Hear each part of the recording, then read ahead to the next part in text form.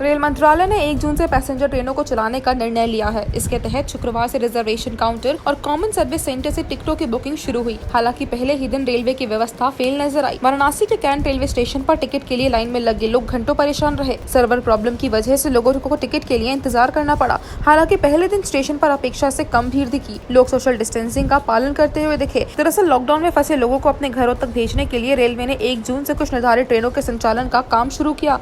इसके तहत शुक्रवार से टिकटों की ऑनलाइन बुकिंग शुरू हो गई। बाद में रिजर्वेशन काउंटर भी खोलने का निर्णय लिया गया। रिजर्वेशन काउंटर पे खड़े हैं, देखिए यहाँ 15-20 मिनट हो गए, 5 आदमी काउंटर पे लगे हैं, लेकिन अभी तक किसी का टिकट नहीं कट पाया। क्या कुछ बताया गया कि क्यों ऐसा हो रहा है? अभी कुछ नहीं बोल रहे, बस बैठे हैं। इधर से भी आदमी खड़े हैं काउंटर पे, लेकिन कुछ अभी टिकट कट नहीं पा रहा है। हाई कोर्ट के आदेश के बाद शुक्रवार से कचहरी करीब 2 महीने बाद खुली और अति आवश्यक दीवानी कार्य हेतु ही अधिवक्ताओं को कचहरी परिसर में प्रवेश दिया जा रहा है।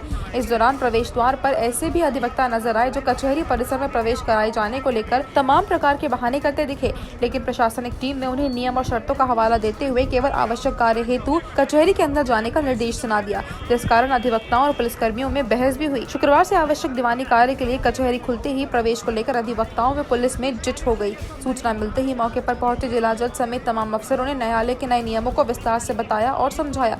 जिला जज ने अधिवक्ताओं को बताया कि सोशल डिस्टेंसिंग के पालन के साथ साथ सुचारू रूप से न्यायालय के कार्यों का मार्ग नए अंतिम जमानत प्रार्थना पत्र को गेट के पास रखे गए बक्सों में डाले जाएंगे।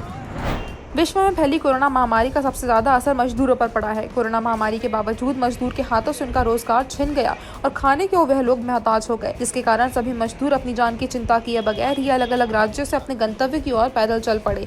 इस महामारी में कई मजदूरों ने अपने शहर जाने के कारण अपनी जान तक गंवा दी, जिसके बाद सरकार ने सभी मजदूरों के पैदल जाने पर रोक लगाते हुए उन्हें उनके गंतव्य तक पहुँचाने के लिए बसों की और ट्रेनों के चलानों की व्यवस्था की। कई प्रवासी मजदूर अलग अलग जनपद से वाराणसी में आकर ठहरे हुए हैं, जिनमें कई मजदूर के रुकने की व्यवस्था वाराणसी के मोहन सराय बाईपास स्थित एक निजी स्कूल में की गई है और उनके खाने पीने का भी खासा ख्याल रखा जा रहा है। वहां से ही मजदूरों को प्रतिदिन बसों द्वारा उनके गंतव्य तक पहुंचाया जा रहा है। 13,000 लोग जा चुके हैं, गंतव्य स्थान पर पहुंचाया जा चुका है। इनको जो बिहार के लोग हैं, बॉर्डर पे बिहार बॉर्डर अपने साधन से यहाँ पे सब नाश्ता पानी भोजन पानी करा करके। तो ये 25 मार्च से अभियान चला था और ईश्वर की कृपा से अभी तक ये जारी है और आगे भी उम्मीद है कि जिस हिसाब से यहाँ की परिस्थितियों को हम लोग देख रहे हैं, तो कोशिश यही रहेगा कि जब तक एक एक मजदूर, एक एक प्रवासी भाई अपने घरों तक न पहुँच जाएं, तो जो भी हो सकता है इनके लिए हम लोग सेवा उपलब्ध कराएंगे और पहले से काफ़ी बेहतर करने की कोशिश करेंगे। अखंड सौभाग्य वट सावित्री व्रत का पूजन शुक्रवार को विधि विधान से किया गया।